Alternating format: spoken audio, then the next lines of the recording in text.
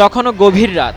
হঠাৎ উত্তপ্ত হয়ে ওঠে পুরো এলাকা। টর্চলাইট জ্বালিয়ে রাস্তায় নেমে আসেন দুই গ্রুপের মানুষ, জড়িয়ে পড়েন সংঘর্ষে। এমন ঘটনা ঘটেছে ফরিদপুরের ভাঙ্গা উপজেলায়। এ সময় আহত হন দুই দলের প্রায় ১০ জন গ্রামবাসী। বৃহস্পতিবার রাত ১২টার দিকে ভাঙ্গা উপজেলার গোপীনাথপুর গ্রামে এই ঘটনা ঘটে।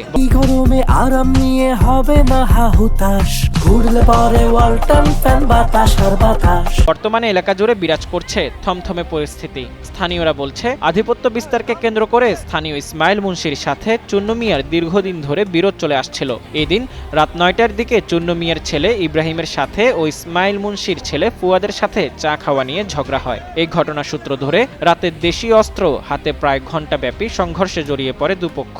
সংঘর্ষ চলাকালে এলাকায় আতঙ্ক ছড়িয়ে পড়ে। পরে ছোট হামেরদি ও গোপীনাথপুর গ্রামের মাতব্বরীদের সহায়তায় সংঘর্ষ বন্ধ হয়। এ নিয়ে ভাঙ্গা থানার ওসি মোহাম্মদ মিজানুর রহমান বলেন, সংঘর্ষের খবর তার জানা নেই, এমনকি এ নিয়ে কেউ কোনো অভিযোগও করেনি।